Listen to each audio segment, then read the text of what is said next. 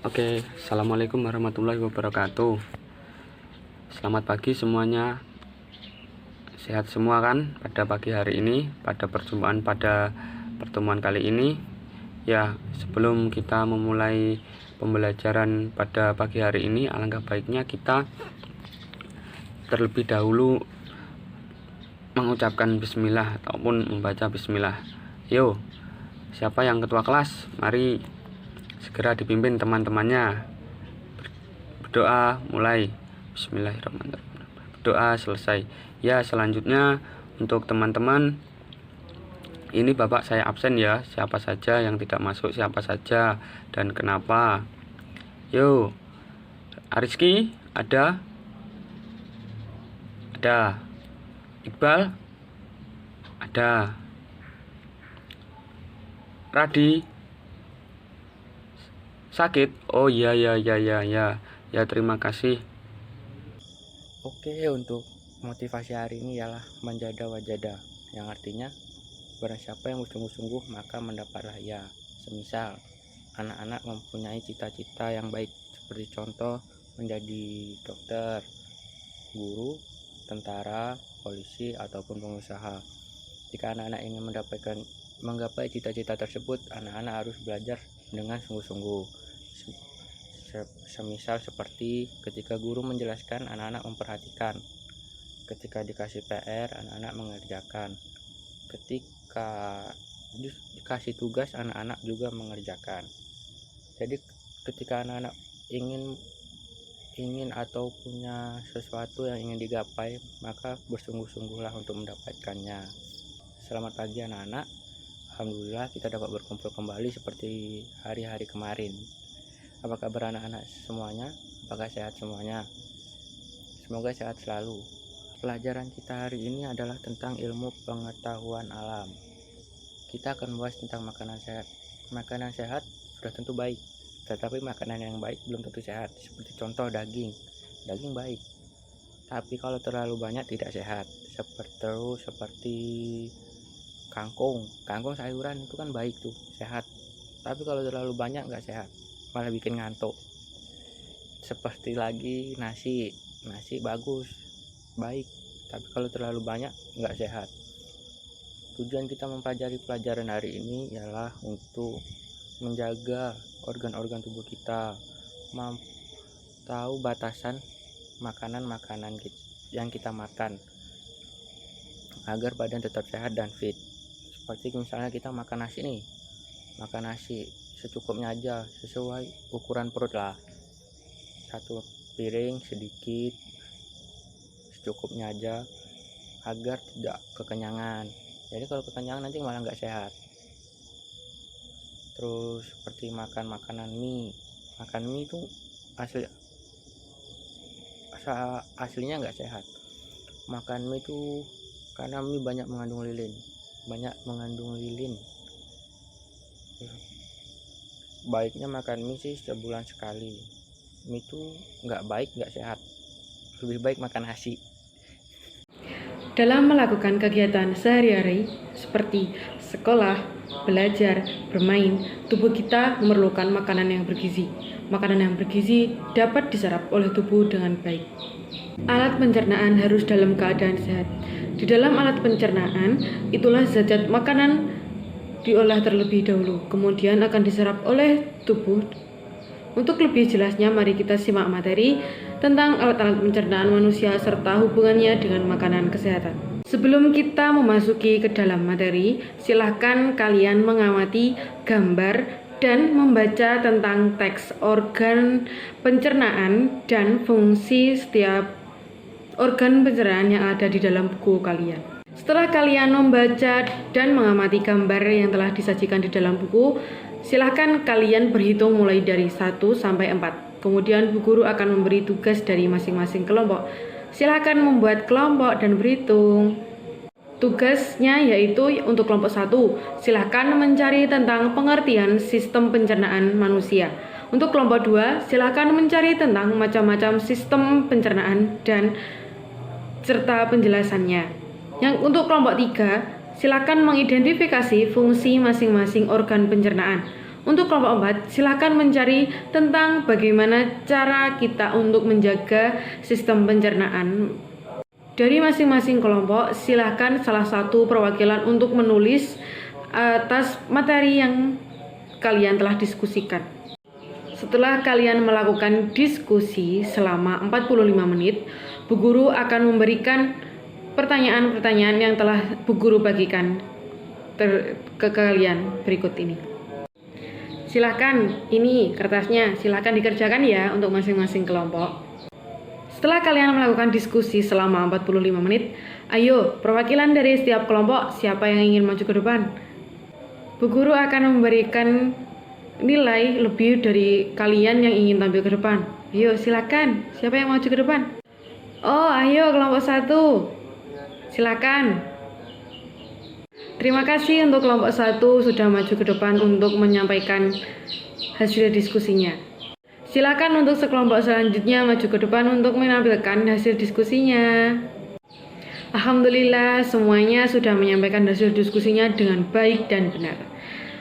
Baik, Bu Guru akan memberikan salah satu pertanyaan untuk kalian. Silakan, siapa yang mau menjawab, Ibu Guru akan kasih nilai lebih untuk kalian. Ada berapa macam sih sistem pencernaan pada manusia? Silakan sebutkan dan jelaskan. Berikut materi tambahan dari Bu Guru, silakan disimak dan dicatat jika ada yang penting. Kalau kalian belum memahami tentang materi tersebut, silakan ditanyakan.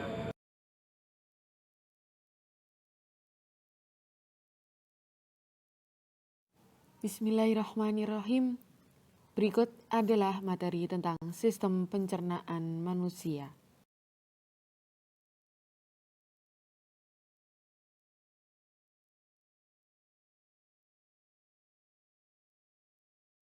Baik, materi yang akan kita bahas pada pagi hari ini adalah 1. Pengertian sistem pencernaan. 2. Proses pencernaan makanan. 3. Fungsi organ pencernaan. 4. Cara memelihara.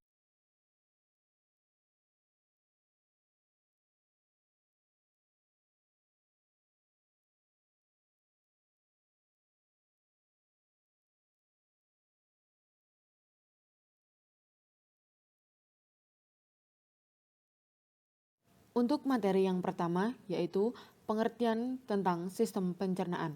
Sistem pencernaan manusia yaitu proses penghancuran makanan yang terjadi dalam mulut hingga lambung. Selanjutnya adalah proses penyerapan sari-sari. Berikut adalah macam-macam proses pencernaan manusia. Yang pertama, pencernaan mekanis dan kedua, pencernaan kimiawi. Untuk pencernaan mekanis terjadi di dalam rongga mulut, yaitu penghancuran makanan oleh gigi. Berikut adalah gambar tentang tentang perbedaan antara pencernaan mekanis dan pencernaan kimiawi. Silahkan anak-anak memperhatikan gambar yang telah disajikan oleh Bu Guru berikut ini.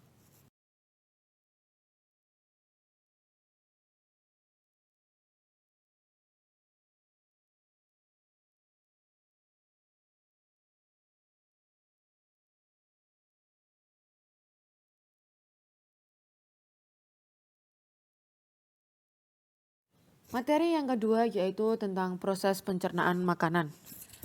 Proses pencernaan makanan terjadi yang pertama, terjadi di dalam rongga mulut. Kemudian masuk ke dalam kerongkongan. Yang ketiga, masuk ke lambung.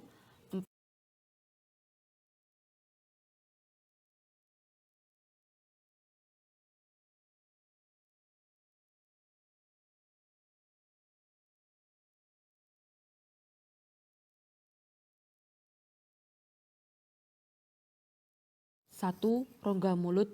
Di dalam rongga mulut terdapat enzim untuk membantu pencernaan makanan. Enzim tersebut yaitu enzim amilase. Berfungsi untuk mengubah zat tepung menjadi zat gula. 2. Yang keempat yaitu usus halus. Usus halus merupakan tempat pencernaan dan penyerapan nutrisi. Terdapat enzim amilase, enzim lipase, dan enzim tripsin atau yang disingkat dengan ALIT atau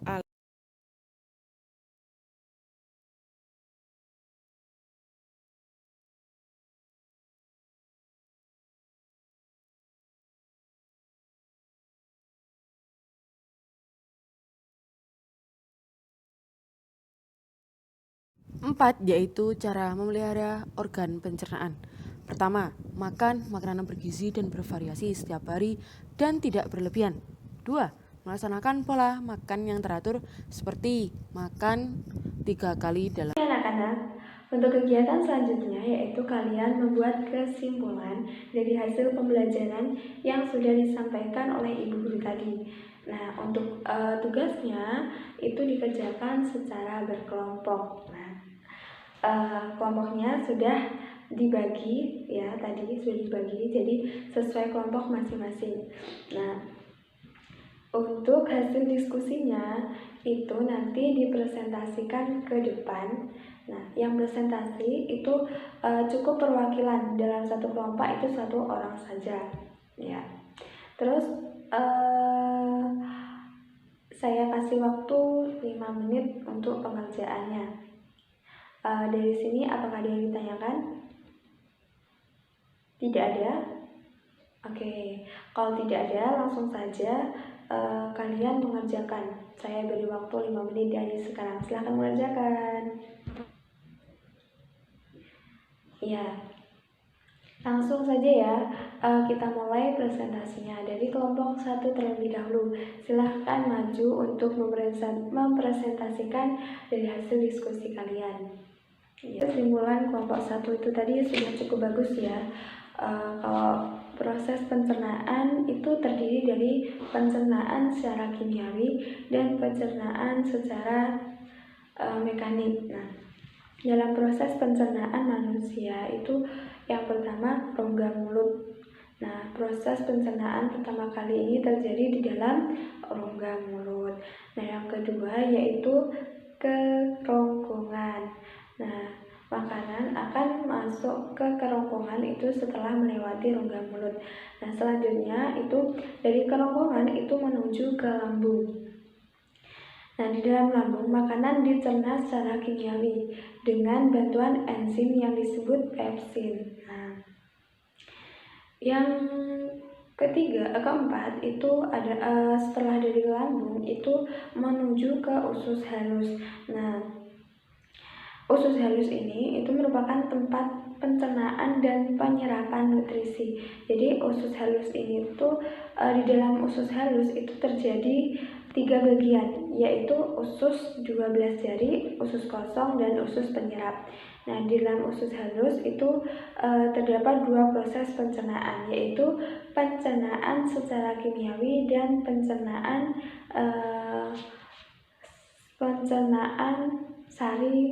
penyerapan sari makanan. Nah, setelah dari usus halus itu menuju usus besar.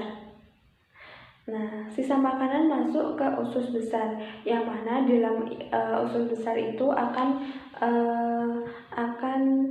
mengalami pembusukan. Nah, setelah makanan itu mengalami pembusukan, makanan dikeluarkan melalui anus.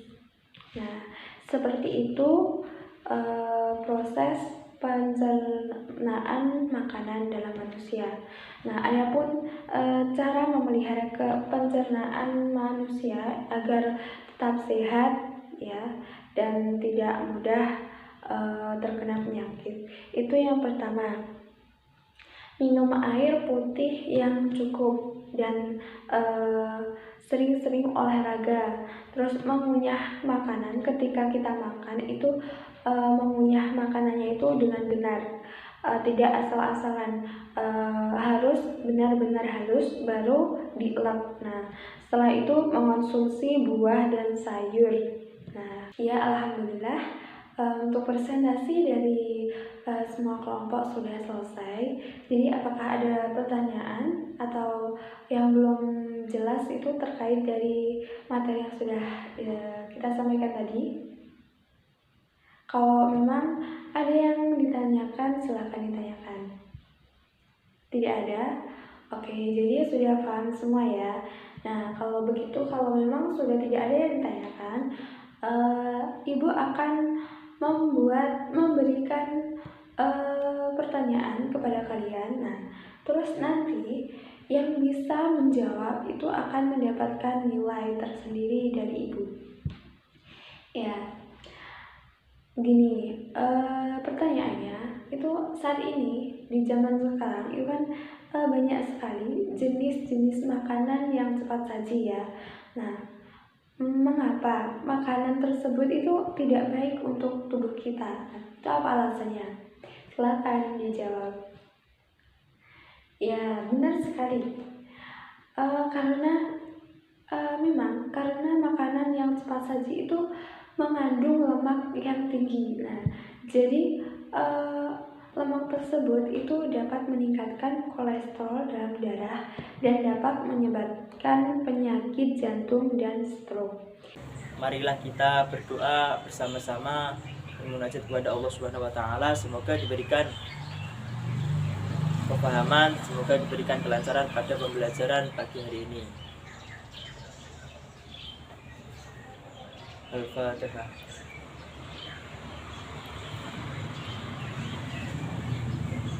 Semoga pembacaan doa tadi diberikan kelancaran dalam pembelajaran pada pagi hari ini.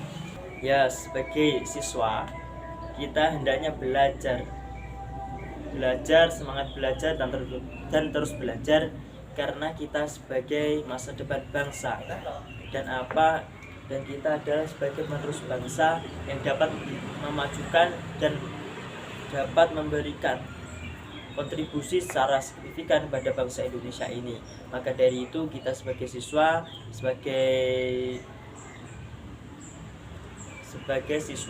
dan kita dituntut untuk semangat belajar. Karena apa? Karena untuk meraih masa depan yang cerah. Ya, untuk mengakhiri kegiatan pembelajaran pada pagi hari ini, marilah kita tutup dengan bacaan hamdalah bersama-sama. Alhamdulillahirabbil alamin. Semoga dalam pembelajaran kali ini kita diberikan kemanfaatan dan keberkahan pada materi pagi yang saya sampaikan pada pagi hari ini. Sekian, wassalamualaikum warahmatullahi wabarakatuh.